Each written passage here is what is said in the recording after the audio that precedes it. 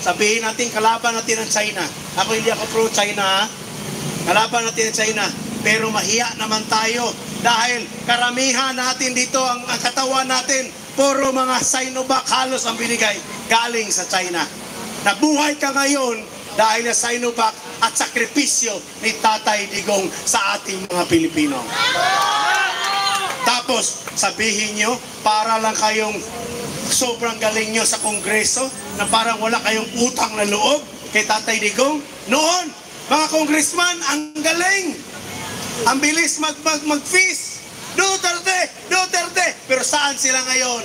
Pumapalakpak kay Tambalos-los dahil puno na yung kanilang mga bulsa. Hindi, nakakahiya talaga sa ibang bansa. Maniwala kayo, pinagtatawa ngayon dahil nag-aaway ang ating gobyerno sa confidential fund. Di ba mga bubo? Yeah. Ang trade ng Pilipinas. Di nyo ba alam? Bumagsak ang ating ekonomiya, pababa na naman kahapon. Hindi nyo yan ma-fail. Pero masakit yan. Nakakahiya yan sa buong Asia. Sino ang Indonesia kumpara noon sa atin 10 years ago, 15 years ago, dahil 16 na taon ako nasa ibang bansa. Ngayon, sino ang Indonesia? Napag-iwanan tayo. Ang Indonesia ang number 1 sa ekonomiya sa buong Southeast Asia. Sa ASEAN. Allahu Akbar! Bakit? Dahil ang mga Indonesian people ay talagang very prayerful. Tayo, nawala na yung pagka-prayerful natin. Na sana tayo ang mga pinili dito sa Southeast Asia. So nananawagan ako sa mga kababayan ko. Alam ko maraming taga Mindanao dito sa Luzon. Mindanao! Kalayaan!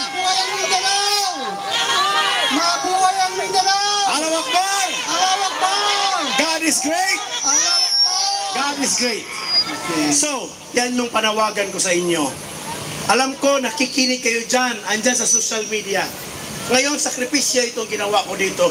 Bakit ako maghirap dito? Na ang ganda ng buhay ko sa Mindanao. Nasa farm ako, nagtatanim ako ng agarwood, yung pinakamahal na kahoy sa buong mundo.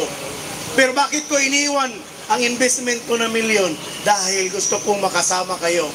Kung nagutom man kayo, kasama nyo kung magutom. Kung nauhaw man kayo, gusto kong kayo kasamang umuhaw. Kung malate man dumating ang pagkain na donation, kasama nyo akong magutom.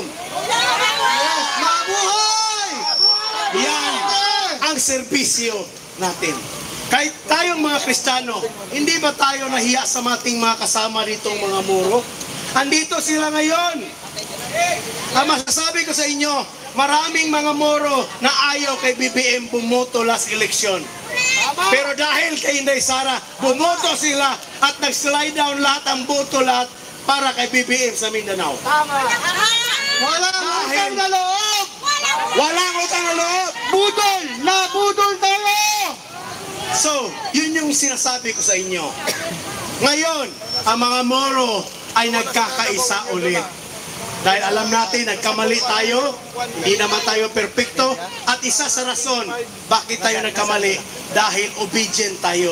Kung anong sinabi ni Inday Sara, sumunod lang tayo. Dahil mahal natin si BP. Ngayon, hindi na tayo nila magugulangan, mga kapatid ko, mga moro. Alam nyo ba? Na pre, papuntang Zamboanga at papuntang Davao or sa General Santos, punuin namin yan within 6 hours. Daming pupunta dito. Sabihin ko yan sa inyo. So ngayon, ang masasabi ko sa inyo, sana kayong dito sa Manila, magsakay lang naman kayo ng tricycad eh. Sasakay lang naman kayo ng jeep eh. Konting kimbot lang. Konting sakripisyo lang para sa bayan. Pangatlo, ang rason bakit ako tumayo dito. Hindi nyo na-feel sa mga Kristiyano nung undas? 10 years, 15 years ago, nakatingin lang ako during undas sa Bisaya, kalag-kalag. Nakita ko yung mga tao, bumili ng kandila, 105 piraso. Kayo, kasama kayo dyan. Last on last.